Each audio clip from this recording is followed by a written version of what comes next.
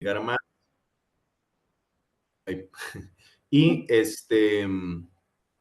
a partir de ahí, como que ya cuando empecé a estudiar cine, me interesé en su momento en hacer un documental. Entonces era una idea que yo traía desde hace tiempo y fue ya como antitos de la pandemia que le propuse al productor, a Santiago Durán, que buscáramos algún tipo de financiamiento, algo para empezar el proceso del documental.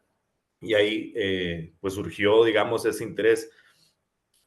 Justamente creo que lo que lo hacía como complicado en sus inicios era lo que estabas comentando, o sea, solamente en el momento en que ya empezamos en el proceso de investigación más serio dentro del documental, el único texto académico, ¿verdad? Meramente así de academia, de historia, fue el que escribió David Díaz, que me parece que data del 2017, si no me equivoco. Y a partir de ahí, pues no había mucho más. O sea, entonces sabíamos que nos encontramos ante un proceso investigativo amplio, ¿verdad? En donde teníamos que centrarnos primero ahí y luego ya empezar a desarrollar la película. Con lo otro que planteabas sobre un poco el proceso, cómo fue ese proceso investigativo y demás. Al inicio, pues recabar primero como los hechos tal cuales que se expresaban en la prensa, pero sabíamos que también mucha información o muchos datos de la prensa estaban tergiversados, ¿verdad? Justamente luego ya íbamos viendo que habían datos que no conectaban o que, ¿verdad? Eran básicamente totalmente tergiversados con la finalidad de presentar a Viviana de una manera muy negativa, ¿no? Entonces, de ahí surgió esa necesidad y un poco el enfoque del documental siempre fue, desde su inicio, plantear un rescate humano de quién era Viviana, ¿no? Porque era como más un interés más allá de decir, bueno, que fácilmente se puede ir por algo amarillista o algo, ¿verdad?, que interesa de otros lugares, que la prensa un poco hizo eco de eso. A mí particularmente desde el inicio siempre fui muy claro con eso de que quería ver quién era Viviana y un poco a partir de ahí empezar a construir la historia. Los mecanismos que entonces el documental en este caso tiene es el testimonial, ¿no? Que tienen un peso que muchas veces, sí, desde textos académicos o así, no se le presta como quizás un valor tan central, ¿no? Pero en el cine, y en este caso, para mí era lo más importante. Más allá de lo que hubieran dicho los medios o de cierta información que se pudiera encontrar, para mí era lo testimonial. Entonces, el primer acercamiento que hicimos fue hacia la familia Gallardo, en donde doña Vilma, que una mujer increíble, ¿no? O sea, a la cual le tengo una admiración y un respeto así maravilloso.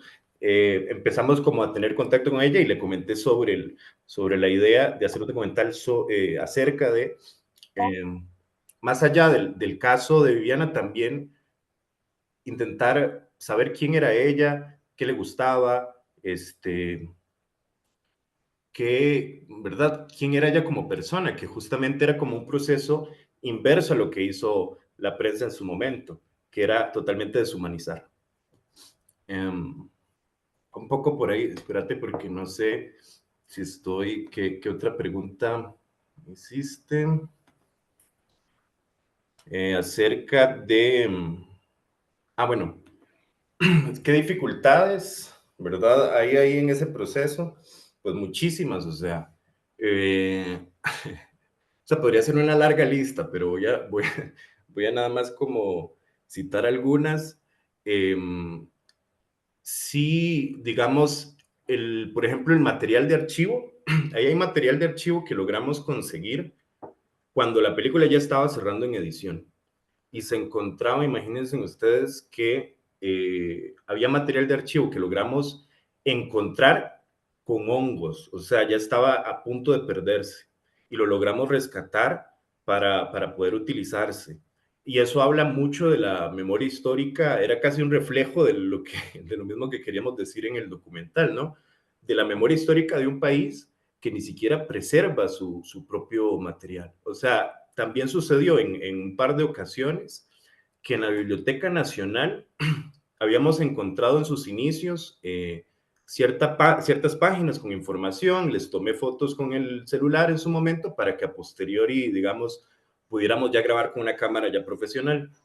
Y resultaba que en un año o 2 años volvíamos y la página había sido arrancada. Una vez nos pasó eso. Habían arrancado la página precisa en donde salía cierta información sobre el caso de Viviana. Entonces, no sabemos si fue, ¿verdad?, deliberadamente algo para ocultar o si fue que a alguien simplemente le interesaba mucho el caso y arrancó la página y ya. Y con sorpresa para nosotros, recuerdo que fui a la señora de la biblioteca y le dije, fíjate que aquí hace falta esta página, ¿no? Y solo tenían esa copia, al parecer. Entonces, como que era constantemente, había una dificultad con respecto a cómo armar, digamos, un documental del cual, a pesar de que resuena, ¿verdad? Muchas veces sobre casi como en ciertos lugares como una leyenda urbana, en otros lugares pues la gente lo recordaba de cierta generación, pero quedaba como en una memoria difusa, ¿no? Eh, y material de archivo tal cual, que es tan importante para la construcción de cualquier documental, fue muy difícil de conseguir. Este, Siempre nos encontramos con eso. Y luego, pues obviamente el proceso de un poco localizar a diferentes personas, porque como dije anteriormente, mi intención, que eso planteó una dificultad grande en el documental, fue que yo nunca quise que el documental iniciara, ¿verdad? 1963, tal y tal y tal, y una voz en off comentando todo. Yo no quería para nada eso, sino que mi idea siempre fue que la gente que conoció a Viviana, la gente más cercana a Viviana, en diferentes etapas de su vida, hablaran, ¿no? Expresaran su testimonio y que a partir de esa línea testimonial íbamos a construir la narrativa del documental, ¿verdad? Esa era como la parte principal. Y cerrando un poco con la línea de preguntas que hiciste, pues eso obviamente plantea cualquier documental yo digo que es como un ejercicio ético constante. O sea, cada decisión que usted va tomando, pues tenés que pensar eh, cuál es la línea que está siguiendo. Y yo creo que para eso siempre hay que tener como una brújula sobre cuál era el objetivo central. Yo creo que siempre nos movemos por ahí, de decir, vamos a hacer un documental con el objetivo de humanizar a Viviana, ¿no? De comprender quién era ella y contar esto tan triste y trágico, ¿no? Y tan injusto que sucedió. Sí, muchas gracias, Ellen. Tal vez yo le pedí a doña Vilma que tenemos el lujo de tenerla aquí hoy, entonces aprovechándonos de eso, y sería lindo como tener ambas perspectivas, ¿verdad? Un poco, ¿cómo me veo? Así. ¿Verdad? ¿Cómo eso, esa pregunta sobre testimonio, cómo tal vez si doña Vilma nos quiere contar cómo fue para usted trabajar con Zenén y hacer este documental, ¿verdad? Usted es una de las protagonistas y la que tiene un archivo, que eso es muy bonito, ¿verdad? Que usted ha seguido y ha llevado un archivo familiar de los artículos de prensa, de los, pues, de toda la materialidad de los documentos que dejó Viviana Gallardo. Y quería como conocer un poco, ¿verdad? O aprovechar que están los dos para tal vez saber un poco cuál fue su experiencia. Bueno, muchas gracias por la oportunidad. Sí, es una historia que tiene como dulce y amargo. Todas las vivencias con mi hija hasta sus 18 años, como lo vivió siempre, llenas como de luz, de alegría, de esperanza.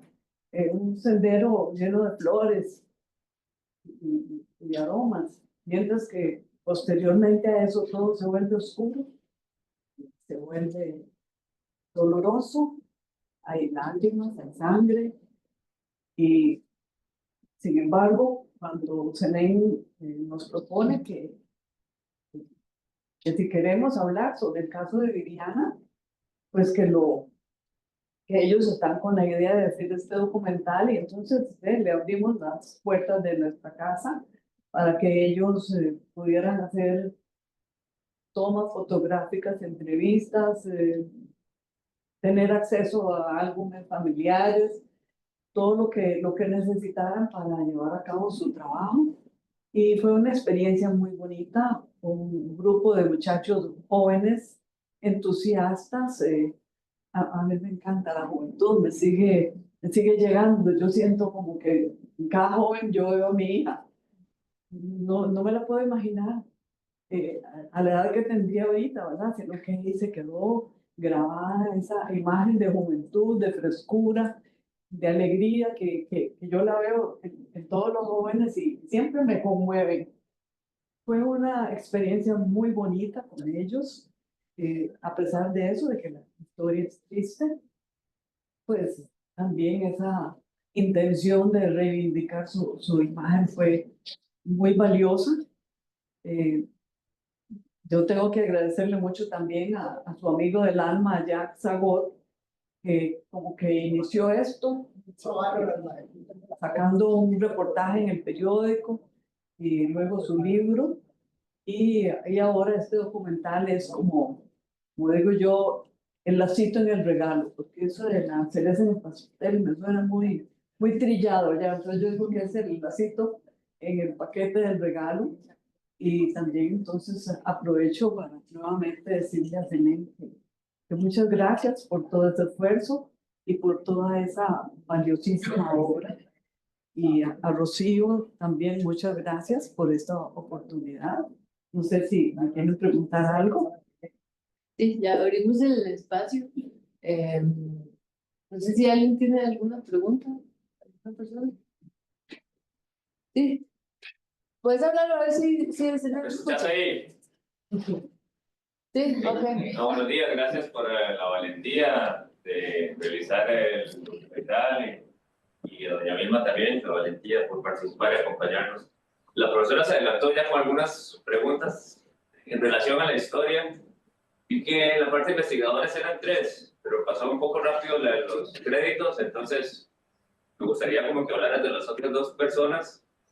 ¿Qué información académica tienen estas otras 2 personas? Y luego esta intuición que tuviste de presentar, como incluir la parte humana, ¿verdad? Es como una intuición difícil para las personas de mi edad. Yo tengo 47 años, ¿verdad? Que estuvimos como expuestos a una historia o un método histórico más documental, cronológico, donde el presidente parece que no tiene ni esposa ni hijos, porque todas las fotos es solo un individuo, ¿verdad? Se dirige a una sola nación. Entonces, esta intuición es como, pesa mucho la parte artística o en algún momento alguna formación académica te da el espacio como para que surja también esta nueva oportunidad de acercarnos a la memoria y a la historia de cualquier fenómeno, de cualquier situación. Sí, bueno, lo primero con el trabajo investigativo fuimos principalmente, todos los que trabajamos somos de cine, no tenemos ninguna, digamos, formación académica en, digamos, historia o así. Pero yo creo que el hacer cine o así, casi que a uno en ciertos aspectos lo entrena, pues para, si uno quiere conseguir algo, a llevar pues ciertas estrategias. Una de ellas es Natasha Zúñiga, la cual fue como una persona esencial en el proceso, porque Natasha fue no solamente investigadora, sino también asistente de dirección, que es como un puesto que además de un poco llevar que el rodaje sucediera, también hay muchas veces de frustración o de no poder conseguir algo o de que en la edición no funcionara algo, ella siempre estaba ahí o era alguien con quien yo podía comentar como la parte creativa, además. Entonces ahí está Natasha Zúñiga, que fue parte de la investigación también, y Nicole Villalobos, que nos apoyó también muchísimo en lo que era, pues, en buscar ciertas cosas y si necesitábamos como encontrar algún tipo de documento, por ahí, digamos, ella también se encargaba. los tres somos de cine, no tenemos pues, como digo, formación, digamos, investigativa, histórica o demás, pero es en el quehacer, ¿no? O sea, como que a veces en la misma acción uno va como comprendiendo cómo funciona, ¿verdad? Cómo consigo esto de esta institución, ¿verdad? O cómo busco en el Archivo Nacional, o qué necesito de esto o de lo otro. La parte, pues sí, humana, yo creo que eso es meramente, justamente como lo decís, es la parte artística que si se le puede llamar así de alguna manera, ¿no? O sea, como que no es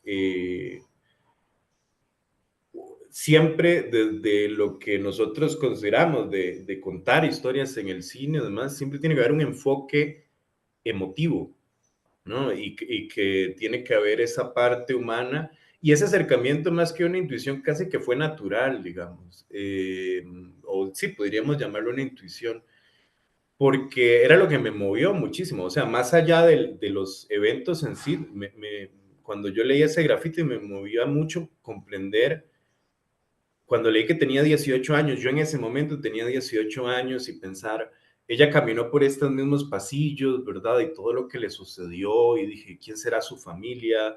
¿Quién, verdad? Era un interés genuino de saber quién era. Y yo creo que sí tiene que ver totalmente con esa parte más artística, porque ciertamente tiene esa dualidad, ¿verdad? Justamente hablaba ayer con Rocío sobre el hecho de que gran parte de esa investigación que realizamos, eh, a mí me hubiera encantado y todavía tengo como la idea de plasmarlo en un documento más escrito, más formal, porque el audiovisual tiene sus medios, ¿no? O sea, permite hasta cierto punto meter una cantidad o cierta información, porque esta es otra parte, cómo construir emocionalmente una historia y cómo desarrollar también, digamos, una narrativa a partir de esos eventos, ¿verdad? Porque si no, simplemente se quedan en datos, que eso puede ser más parte de otra, no sé, de un documento académico, de un ensayo, pero para mí, o esa es la formación, o es la comprensión que tengo yo y mis compañeros de trabajo, es que cualquier documental o película tiene que tener una parte humana y una parte emotiva, y, y es una historia tan, ¿verdad? Como decía doña Vilma, tiene como esta cuestión agridulce, y ya conocer a la familia y demás, es imposible no involucrarse emocionalmente, ¿no? Y que eso no se vea reflejado en la película.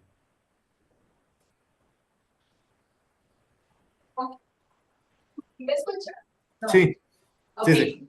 Yo tengo una pregunta, bueno, es una pregunta que se divide en dos, es si este documental lo han podido llevar a la Corte Interamericana de Derechos Humanos, al Poder Judicial, al BJ, al INAMU, y si este tipo de funcionarios han podido ver el documental y cuáles han sido las críticas o objeciones que le han hecho.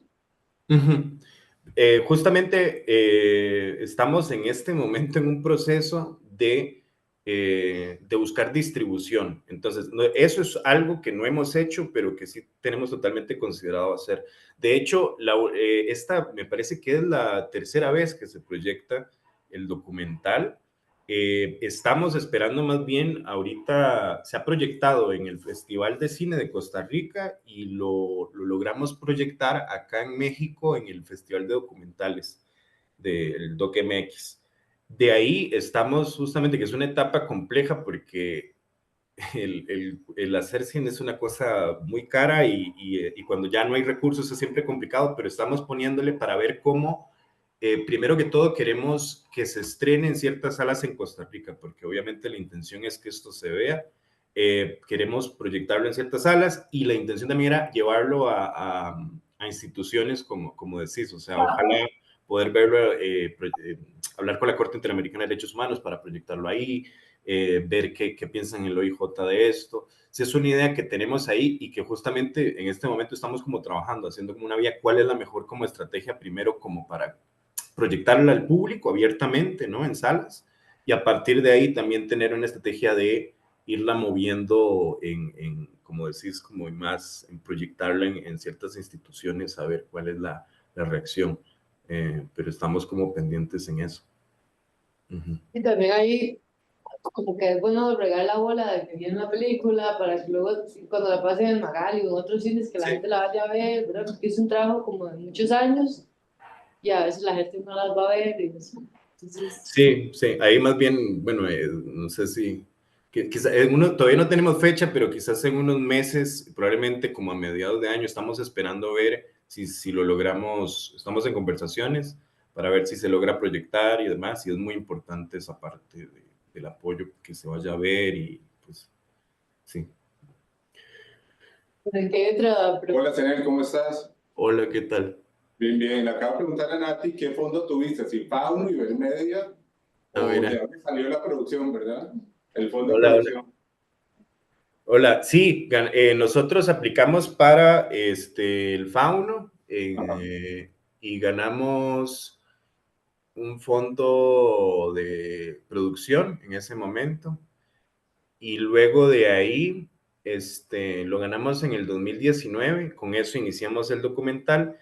Lo que sucede a partir de eso es que yo no sé si ahorita cambió eso, ojalá que se vaya modificando, pero a los documentales se les da, no sé si una cuarta parte más o menos, que lo que No, una película de ficción es, y es una cosa alucinante, porque un documental, mientras que un proceso de un largometraje de ficción, digamos, démosle 2 años, ¿cuánto puede durar un documental? O en este caso, un documental como este que teníamos que investigar primero. Nosotros, imagínense, empezamos en el 2019 y fuimos concluyendo a finales del 23, porque hubo una etapa investigativa, pandemia y demás, entonces sí llegó en un punto donde tuvimos solamente ese fondo, intentamos aplicar a otros, pero no se logró. Ya a finales, en el 21, ganamos un pequeñito fondo del Festival de Cine Costa Rica para la parte de postproducción. Pero ciertamente, como vos sabes, y Nati también supongo que sabe, pues muchas veces esos recursos son para empujar y después uno le pone de su propio esfuerzo para concluir, ¿no? Entonces, pero sí, o sea, es muy importante eso, porque ciertamente sin ese apoyo inicial del Fauno, que es para quienes no sepan, es el único fondo estatal que da, pues, digamos, apoyo a producciones nacionales, que empezó desde el 2015, imagínense ustedes. Desde entonces ha habido como un boom más en la producción nacional, por eso es tan importante. Y sin eso no hubiera sido casi imposible realizar esto. ¿Verdad? Pero sí, fue como por ahí lo que se desarrolló. Ok, Sí, bueno, hola Selene, Gilna, muchísimo gusto en conocerlos a ambos. Yo quisiera, digamos, más bien como ofrecer un agradecimiento y una lectura de algo que me tiene realmente también muy conmovida y al mismo tiempo muy admirada, impactada, ¿verdad? Primero, bueno, conocerla a usted en persona, Vilma, para mí, en medio de este documental y agradeciendo a Rocío por este espacio gestionado, ¿verdad? Un encuentro con la historia de Viviana, con, pues obviamente el trabajo de Zenén, pero sobre todo con su presencia, me parece un regalo enorme en un espacio académico donde muchas veces privilegiamos datos, ¿verdad? Y no la vivencia. Entonces, primero, una lectura que a mí me parece sumamente impactante de lo que veo en el documental es cómo podemos ver a una joven, ¿verdad? A una joven en su dimensión más fuerte de libertad, ¿verdad? De lucidez, de fuerza, de convicciones, ¿verdad? Pero sobre todo de libertad. Y muy a propósito de lo que usted, doña Vilma, nos compartía, ¿verdad? Sobre esos mensajes simpáticos, ¿verdad? De esa forma lúdica de ella, ¿verdad? También de defender su espacio, su libertad y bueno, y también sus deseos. Que cómo a través de esto, de esta forma de sentir, ¿verdad? De la que hablaba ahora Zenén, de cómo hacer emotivo esta construcción histórica, ¿verdad? Este hilvanar la vida de Viviana, nos permite comprender, digamos, esa densidad que no suele estar, digamos, en la academia y que es tan necesario que esté, digamos, en estos archivos, como decía ahora Rocío, ¿no? Estos archivos históricos. Para mí, digamos, otro elemento de lectura que me parece sumamente valioso y que lo veo muy encarnado en usted, Vilma, es que durante toda la película hay una transposición constante, ¿no? Como de cristales, de colores, ¿no? O de estas visiones del atardecer que ella también tanto disfrutaba, ¿no? Entonces, hay ahí como un manejo, a mí me lo parece, ¿no? Como un caleidoscopio, ¿verdad? De cómo la memoria se va reconstruyendo desde diferentes ángulos, ¿no? Y que eso es lo que hace también que el documental tenga esa lectura poética y que pueda también dimensionar el ejemplo de madre y el ejemplo también de mujer, el referente femenino que Viviana tuvo, ¿verdad? De una mujer que estaba, además de trabajando, ¿verdad? Haciendo, resolviendo las cosas en la casa, formando, ¿verdad? Y acompañando a una familia y que todas esas transposiciones de realidades, ¿verdad? Nos hacen recordar quiénes, ¿verdad? Están detrás o acompañando, más bien dicho, a estas figuras, ¿verdad? Pues que construyen de forma bastante fuerte nuestra historia, ¿no? Y también nuestras formas de resistencia aún en el presente. Perdón por haberme extendido mucho, pero quería agradecerlo, quería visibilizarlo y muchísimas gracias a ambos. Vilma, gracias por su valentía, por estar aquí y a Senen por su trabajo, de verdad, muchísimas gracias. Y Rocío, muchas gracias. Gracias por esas lindas palabras. Eso me llega a hondo también. Muchas gracias, de verdad. Bueno, un montón de cosas en los sentimientos, en la cabeza. Decía Martí que cuando hay muchos hombres y mujeres sin decoro, también hay hombres y mujeres que tienen dentro de sí el decoro de muchos hombres y de muchas mujeres, ¿no? Y Viviana creo que condensa el decoro de tanta gente linda, valiosa, importante de los movimientos sociales transformadores de nuestro país y de nuestra América, en una época terrible y de mucha ilusión, ¿verdad? Y ha sido pues siempre un referente para quienes creemos que se puede construir un mundo mejor, un mundo distinto, y para mí es un honor y una honra poder por fin conocerla y además ver este documental que no había podido ver en el festival y tenía muchas ganas de ver y afortunadamente pude venir hoy a verlo. A Zenón, tendría montones de cosas que me gustaría conversar con vos. Yo me llamo Alan, yo soy productor audiovisual y estoy trabajando en la realización bastante avanzado ya de un documental precisamente sobre la historia de otros 3 jóvenes muy valiosos, también estudiantes de la Universidad de Costa Rica y de la Universidad Nacional, que fueron detenidos y desaparecidos por los escuadrones de la muerte hondureños en el año 81, y estoy trabajando con sus familias, con gente que los conoció precisamente en la construcción de un documental para recuperar la memoria de lo que a ellos les ocurrió. Entonces este material acerca de Viviana es un referente muy importante para lo que estoy haciendo y bueno, y felicito a Zenén y al equipo porque hicieron un trabajo maravilloso, me parece que está muy bien hecho y ojalá que sea posible de verdad masificarlo, que la gente lo vea, que lo conozca. Quería hacerte un par de preguntas más técnicas. Con respecto a esto de las audiencias, yo he trabajado sin financiamiento, todo esto ha sido prácticamente un esfuerzo personal. Y siempre me he cuestionado cuál sería la mejor estrategia para precisamente hacer que el material posteriormente le llegue a una mayor audiencia, si tomar el camino de buscar cómo presentarlo en salas, en cines, en cosas, o si simplemente liberarlo en internet y soltarlo para que a través de las redes sociales pues la gente pueda acceder a él de manera más libre. No sé, quisiera saber tu opinión. Y lo otro es, en cuanto a la inversión en el material, ¿cuánto más o menos si se puede decir, se invirtió en lo que fue conseguir el material de archivo, que para mí ha sido un dolor de cabeza y todavía tengo un montón de material que tengo que conseguir, no sé ni siquiera cómo. Cuánto más o menos se invirtió en producción y cuánto más o menos se invirtió en la postproducción, que creo que es una de las cosas que también me preocupa mucho, porque tengo mucho material creo que valioso, algún no tan, como ha sido el proceso, como ha sido, que muchas cosas se han grabado con cámaras que no son profesionales, con cámaras que no son tan buenas, con micrófonos que no son los ideales, etcétera.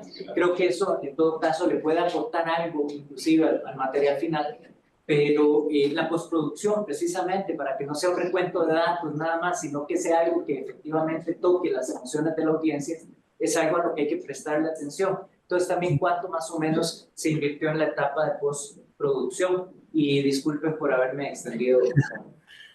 Okay. No, con la parte de distribución es un tema que yo, no soy experto, pero voy a decir lo poquito que sé, porque es un tema que pocos en Costa Rica yo creo que dominan y más bien creo que estamos como aprendiendo. Yo estoy totalmente aprendiendo por primera vez en este tema de la distribución y justamente eso nos ha traído como problemitas o dificultades ahorita de, ¿cómo buscamos para mostrar la peli? Porque muchas veces nos enseñan o en las escuelas de cine o digamos en la práctica es como, sí, cómo hacer todo el proceso y de repente llegas ahí y es como, ¿ahora qué, no? O sea, ¿cómo hacemos esto? Lo clave siempre es, pues, yo no o sea, yo no creo que liberarlo así nomás sea una estrategia para nada. Hay que pensar cuál es, por ejemplo, lo primero que habría que hacer es como buscar ciertos festivales o lugares donde tengan muestras que tengan una temática que vaya como de la línea de tu documental, ¿verdad? Entonces, sobre memoria histórica o sobre ciertos temas, entonces ahí vas como buscando, no es simplemente enviar hacia lo loco, sino sí investigar, digamos, en línea, cuáles festivales son de ir viendo cuándo abren convocatorias y demás y estar como buscando, pues hacer una especie como de ruta, ¿no? Y buscar también, pues, que estamos ahorita nosotros en ese proceso, como conversar, imagínate, Di, ¿cuántas salas en Costa Rica hay? O sea, de verdad, fuera de las comerciales, más comerciales, estamos hablando del Magali, la Sala Garbo, ¿y cuál otra, no? Entonces, básicamente es conversar intentar llegar nosotros estamos ahorita buscando pues, generar esa conversación y ellos tienen pues ya una agendada ciertas películas desde meses atrás, entonces sí es como todo un proceso ahí como que puede ser engorroso, pero por ahí lo que te recomiendo es más bien hacer eso, quizás primero buscar como una ruta de festivales o de muestras sobre el tema que estás abordando, que supongo que tiene que ver con la memoria histórica y demás. Con la parte de en cuánto invertimos, ¿hablas en tiempo y en dinero o en tiempo? Tiempo, dinero, sería interesante saber algo, sí. Sí, en dinero, no sé, yo no, me deben mucho dinero el producto, no, mentira. Pero sí, llega un momento donde ya no se contabiliza, o sea, hay un pago inicial, ¿verdad? Estamos hablando que una producción así tan larga, digamos, lo que daba el fondo era alrededor de 13 millones de colones por ahí, 14 millones de colones. Luego a partir de ahí empezás a ver, ¿verdad? Suena, de entrada uno dice, wow, sí, 14 millones de colones. Cuando uno hace una producción y empieza a subdividir eso en la gente, entonces tenés una investigadora, tenés otra investigadora, tenés el productor, tenés el editor, tenés el colorista, tenés el que va a mezclar el sonido. Eso en la etapa de postproducción. Tenés todo el proceso de edición que de repente va a durar 2 años. Encontrar material de archivo, tener que pagar para conseguir cierto material de archivo. Y empezás a hacer una lista y se te va rápido, ¿no? Y por eso es que es muy gracioso cuando uno ve en las películas gringas que dicen de bajo presupuesto y están hablando de $2 millones. Dicen, sí, es de bajo presupuesto. En Latinoamérica nosotros hacemos películas con $50,000, ¿verdad? Es una cosa absurda. Obviamente, como dije, lo que sucedió fue que quienes trabajamos todos en conjunto hemos sido compañeros y hemos trabajado pues en proyectos de uno y otro, y la verdad es que el productor Santiago bromeaba a veces y decía como, sí, a veces cuando me preguntan por el presupuesto a mí me da vergüenza porque gran parte del documental se hizo con explotación laboral y nos reímos porque era yo y el editor encerrados toda la madrugada, o sea, ya sin paga ni nada, intentando terminarlo, ¿no? Entonces sí, en temas de dinero, por ahí te puedo decir, eso fue lo que, que tuvimos dinero, por ahí estamos hablando, unos 14 millones de colones más o menos. De ahí a lo que realmente costó, se duplica. Pero que eso no, digamos que eso fue básicamente, se duplica un poco más, pero eso fue trabajo nuestro totalmente sin paga. Y la parte como de tiempo, sí, digamos, lo que yo te aconsejo es antes de cualquier cuestión de edición, lo que sucede con el documental, a diferencia de la ficción, ¿verdad? Que la ficción entonces tiene un guión, ya tenemos todo trabajado y en la edición va siguiendo un poco el guión, pueden haber cambios ahí, pero en el documental se habla mucho sobre cómo en la edición también estamos como reescribiendo el guión así. Lo que yo sí aconsejo es tener un buen guión, sea lo que sea, porque siempre se va a reescribir, tener una línea estructural desde el inicio. Yo lo que hacía era, yo sí soy, de hecho, me estoy especializando en guión, o sea, sí me fui mucho por ese lado, entonces, además de director era guionista y pues ahí no tuvimos que pagar a guionista, entonces yo lo que hacía era como estructurar, a veces ir a grabar, entonces ya sabía que ir a grabar, porque también hay un error en ir a grabar a lo loco, ¿verdad? Creo porque después tenés un montón de material y no tenés como una línea. Entonces, lo que yo aconsejo es sí tener una estructura como general de por dónde va, qué necesitamos grabar, y ahí es donde se construye la narrativa, la cuestión emocional de la que hablabas y demás. A partir de ahí en la edición se reedita, se reestructura un montón de veces y ese proceso es el más largo. O sea, siempre en el documental, lo que es la parte de edición, es un proceso muy, muy largo. Lo que a nosotros nos pasaba, por ejemplo, es que terminábamos un corte y de repente localizábamos material de archivo nuevo. Eso ya planteaba una reestructura. O nos sucedió en un caso particular que, que una de las entrevistadas,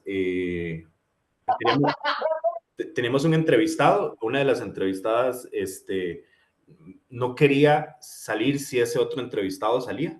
Entonces tuvimos que replantearnos eso y reestructurar nuevamente. Entonces hay muchos cambios en ese proceso. O sea, estamos hablando que puede tardar 2 años. Luego a partir de ahí la postproducción puede ser un año así, ¿verdad? Con un poco de dinero, así. Lo que nosotros tuvimos también en suerte en eso fue que el fotógrafo al final terminó colorizando porque no teníamos recursos para pagar un colorista, entonces fue el mismo fotógrafo que lo colorizó, que igual Raúl es un excelente fotógrafo, y quien nos hizo la postproducción sonora fue Irene Quiroz, que está en Italia, estaba estudiando justamente eso, y ella nos ayudó básicamente, o sea, fue una ayuda también, y esto, como digo, no hubiera sucedido sin el apoyo inicial del Estado, pero sobre todo toda la gente que trabajó en las diferentes etapas, que fue porque creían en el proyecto y la importancia del proyecto, ¿no? Y como que todos pusimos parte de...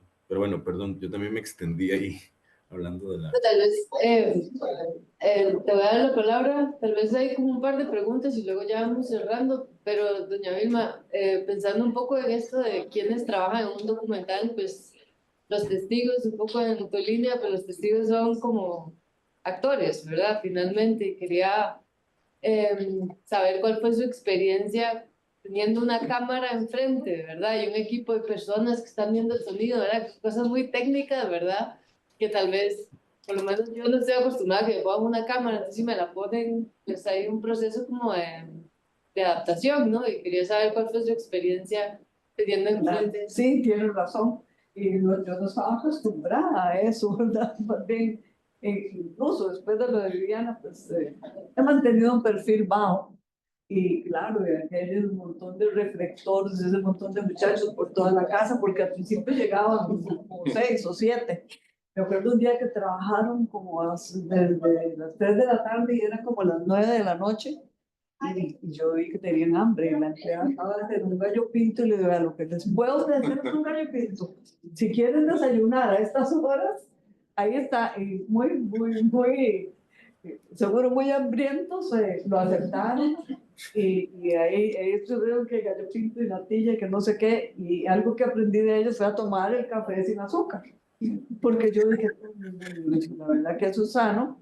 Y mira, estos muchachos están llenos de vitalidad. Y entonces, una de esas experiencias, el grupo era como muy simpático, muy agradable, y entonces eso hacía que uno se relajara y de posar ahí para las cámaras de estos muchachos, pensando en que sí, en que iba a ser un proyecto muy interesante, muy valioso. Ellos me habían mandado también un CD con un proyecto que habían hecho sobre el Teatro Nacional o algo así, no me acuerdo. Muy lindo. Entonces yo vi que, digamos, que eso tenía sentido, ¿no? Y que había que hacerlo. Y traté de hacerlo lo mejor posible para no meterlos a ellos en problemas y en dificultades y en tropiezos. De manera que ahí logré posar para las cámaras. Bueno, un placer conocerla. Me siento demasiado afortunada de este espacio porque no lo planeé. Fue como, o sea, sí el anuncio, pero no pensé que iba a ser posible participar. De verdad, muchísimas gracias por el espacio. Muchísimas gracias por el trabajo. O sea, no, tuve que respirar para parar de llorar. Quería preguntarle, Vilma, tal vez si nos cuenta un poquito más sobre la persecución que vivieron. ¿Sobre la qué? Sobre la persecución que vivieron. Y bueno, ¿cuánto duró? ¿Cómo o sea, o más bien, ¿cuándo cesó esa persecución? Si cesó. Y si pudieron volver a su casa. Y también, es una pregunta para los dos, si dentro de todo la investigación, ¿han podido encontrar algún rastro de algún responsable? O sea, claramente es el Estado, pero digamos, más como movimiento, como... Es algo, es una pregunta fuerte, pero sí es algo que me interesa. Ajá. Sí, dentro de lo que quieran hablar al respecto. Sí, la persecución fue... Yo pensaba que era la prensa. Yo iba a visitar a Viviano todos los días. El director del Lilanudo en aquel momento, David Carranza, había sido mi profesor en la universidad, y cuando supo de esa situación, es un amor de persona. Entonces él se ofreció y me dijo, Vilma, usted no va a ir a ver a Viviana a otro lugar más que aquí en el Lilanudo. Ya yo hablé con la gente de OIJ y le vamos a dar un espacio. Pero nadie sabía quién era yo. Entraba ahí y yo veía camarógrafos, seguro sabía que yo andaba por ahí o andaban en otras actividades y los veía pasar y van y vienen, pero nadie sabía quién era yo. Entonces, ese espacio me permitió, digamos, en una situación un poco más suave para ir a visitar a Viviana. Pero yo sí sentía como que había acoso por parte de la prensa, ¿no? Porque las cosas que sacaban. Y yo en aquel momento, pues llena de tantas situaciones difíciles, protegiendo a mi hijo que tenía 14 años, con amenazas de muerte y todo eso, pues era muy difícil. Mi esposo estaba en Panamá dando unas asesorías y entonces me tocó afrontar todo eso prácticamente sola.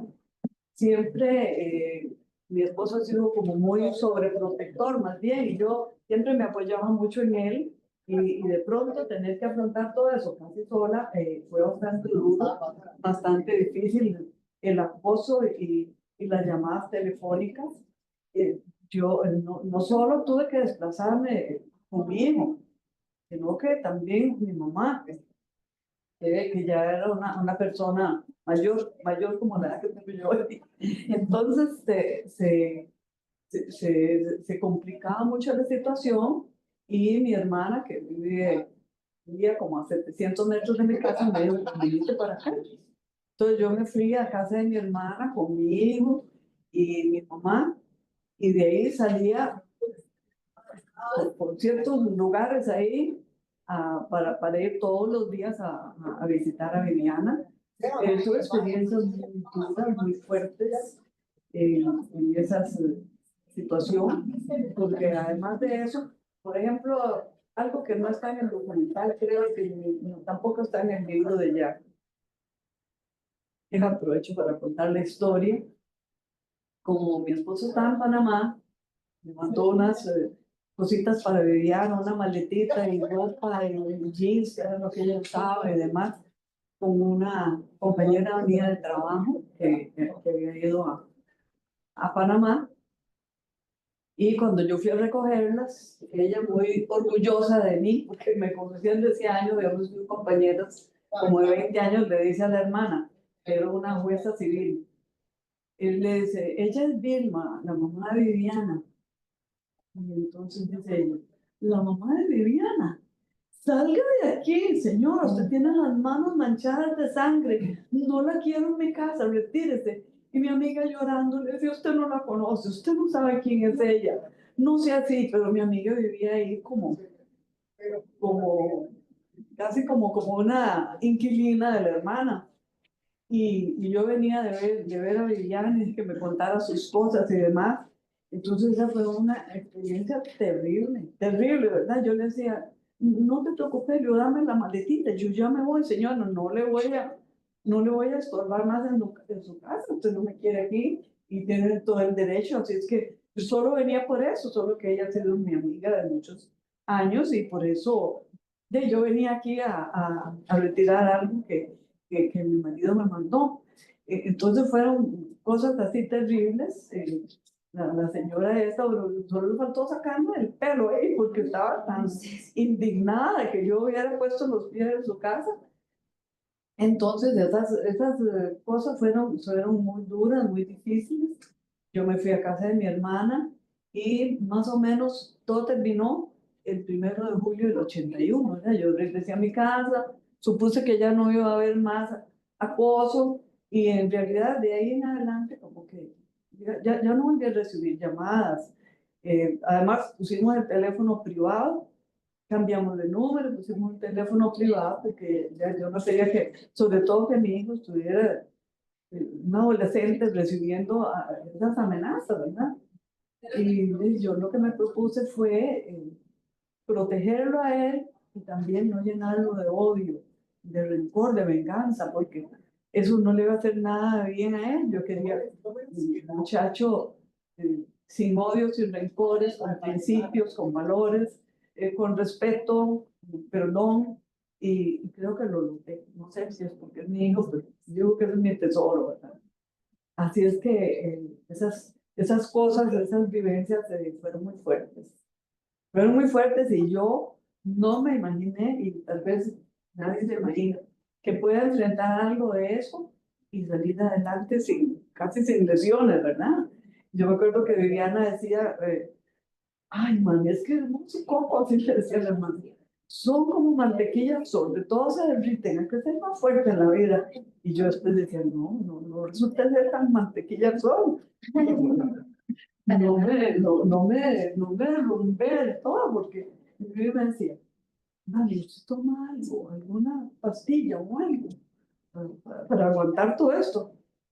No, le dije, no, yo no tomo nada porque eso me va a atontar. Yo necesito estar muy clara en mi mente y una pastilla, una cosa de esa, lo que es que me duermo. Y yo necesito estar lúcida para afrontar todo esto. Y sí, el día antes, digamos, el último día que yo la visité, llegué y me dijo, cuando me dijo que la iban a matar y no sé qué, y me volvió a preguntarme, ¿cómo estás tan fuerte, mami? Usted sabe que yo no soy rezadora. Yo soy católica, pero no soy así como fanática. Entonces, le gustaba que hago yo en las noches lo que hago es que rezo un Padre Nuestro, porque me parece una oración muy linda. Luego es una oración que tiene primero como una alabanza y luego una petición, y eso me es suficiente para dormir. Y entonces ella me abrazó y así casi como al oído me dijo, por vos hoy voy a rezar un Padre Nuestro. Y ella había perdido mucho la fe por experiencias que habíamos tenido con un sacerdote ahí. Un día que fuimos a misa, dijo que le estaban amarrando el perro con las misas del novenario, que de ahora en adelante todo va a ser pagado antes. Y entonces ella me dijo, son los mercaderes que Jesús sacó de la iglesia. Y me dijo, ¿cómo puede ser posible? Entonces ella había ido perdiendo la fe. Y ese día me dijo eso. Ahora que estaba viendo ese documental, yo decía, esto está en algún lado, yo me acordaba si era en el libro de Jack, pero está en el documental de Tenente, del sueño que yo tuve con ella. Entonces les voy a contar otra anécdota, no sé si me puedo extender un poquito. Un día, el año pasado, yo estaba con uno de mis nietos, de 5 años, un muchacho ya, y me llama una señora que me había escrito y me dijo que tenía algo que decirme acerca de Viviana. Entonces me ha costado mucho localizarla, pero me dice, como usted escribe para La Nación, yo saqué de ahí su correo y entonces me atrevo a decir si me puede prestar, me permitir una llamada telefónica, me dan un número que tengo algo que contarle. Y entonces yo le di mi número, me llama y me dice, vea, yo soy profesora en el Liceo de Costa Rica, profesora de, no me acuerdo de qué, pero no nada que ver con historia ni nada. Y me dice, es que yo tuve un sueño con Viviana. Y yo no la conocí, no sabía nada de la historia de ella, como que había oído algo, pero no la conocí.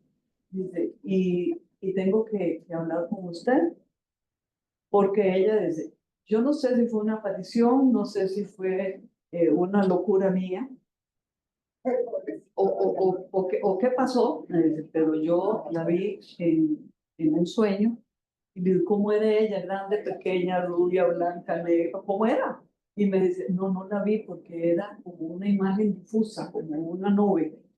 Y entonces me dijo, vea, yo quiero que usted me haga un favor y yo le voy a ayudar también a usted. Y entonces ella me dijo, ¿qué favor quiere de mí? Y dice que busque a mis papás y les diga que me perdonen, porque yo los hice sufrir mucho. Y entonces dice que ella se quedó, ¿verdad? Y yo decía, ahora, ¿cómo los busco? Yo tengo que hacerlo, y por eso le estoy llamando. Le digo yo, ¿y dónde estaba ella? ¿En una silla, en una mesa, en un escritorio? Me dice, no, y estaba en lo que aparece en el documental, que fue lo que yo le conté a Celine que había soñado. Me dijo, era como una lomita verde, había mucho zacate y estaba recostadita así con unos jeans azules. Y entonces mi nieto empezó a llorar y llorar y me abrazaba porque estaba impresionado de tantas cosas, porque yo a ellos les he contado ese sueño, como les digo, yo no sé qué pasa en el más allá, si hay qué es lo que hay, pero hay cosas que no sé si lo fabrica la mente o realmente existen. Y entre las cosas que ella me contó,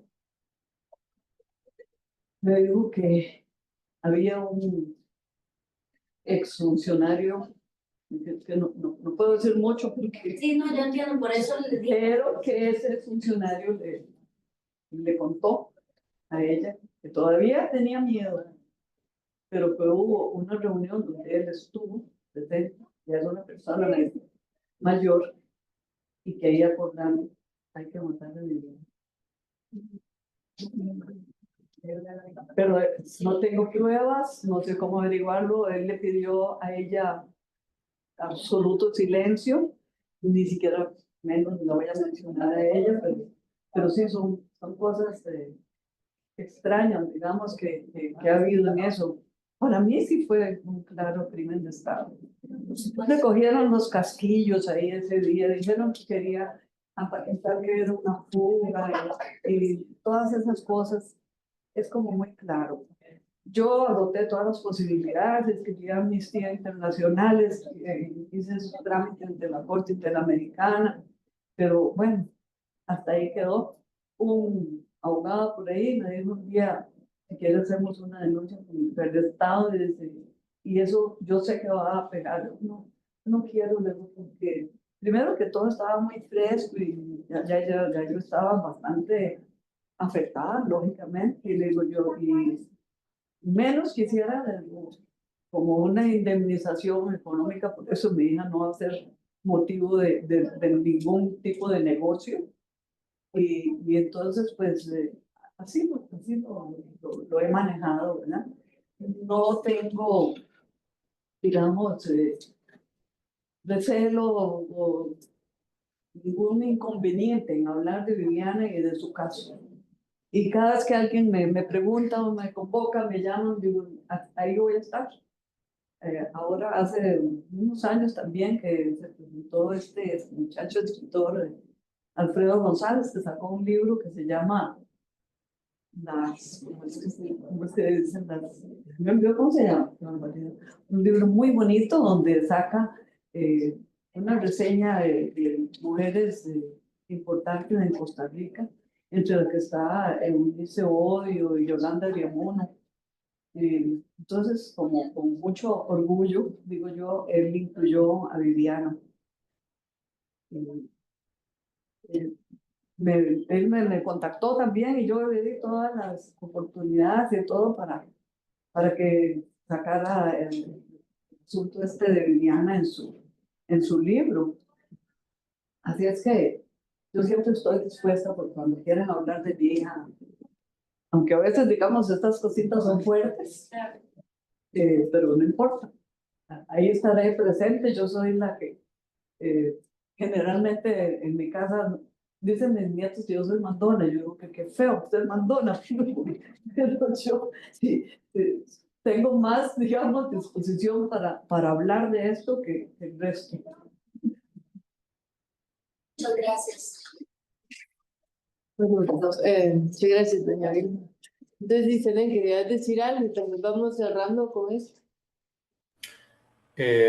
Bueno, la pregunta que dijo que era para ambas sobre nombres o así,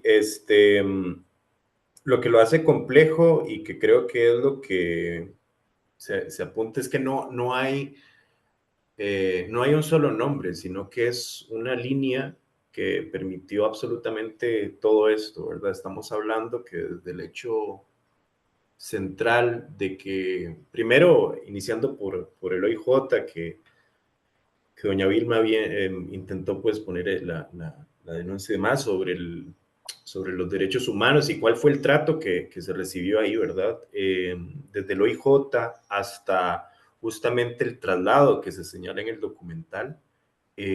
Todo eso no debió suceder y eso deliberadamente está hecho justamente para cometer el crimen.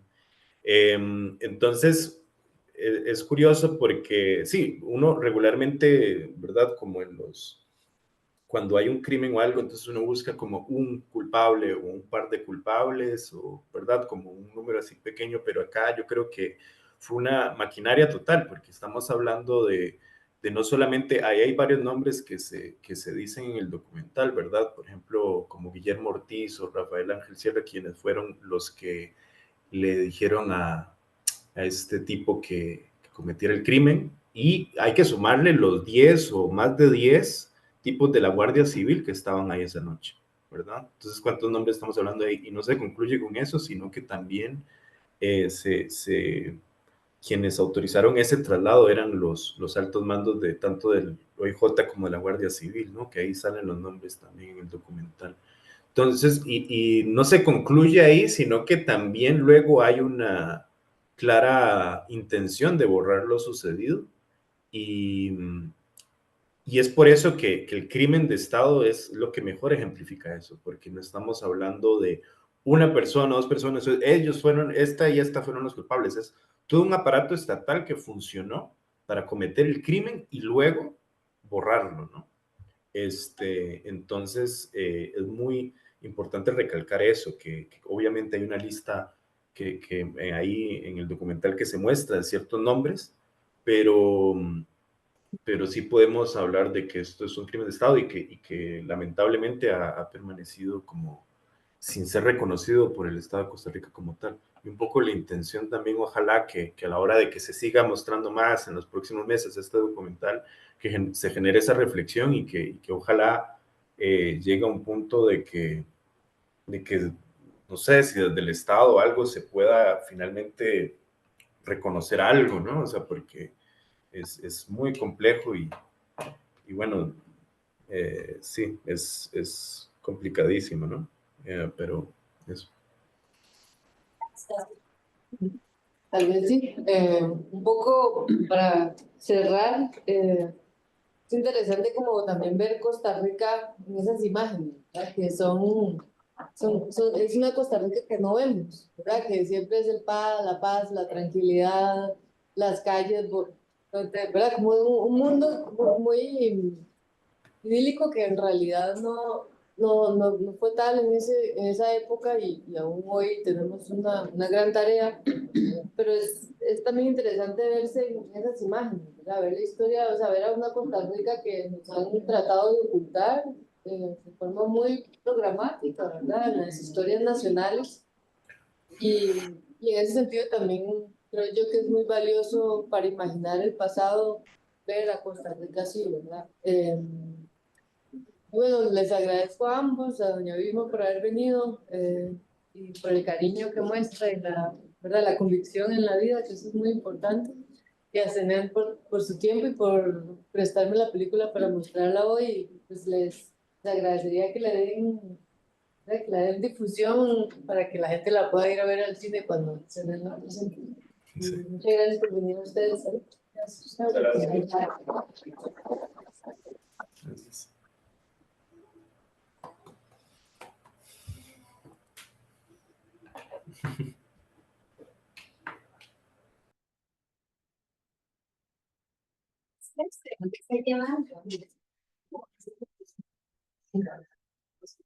Uy, ¿cómo era eso?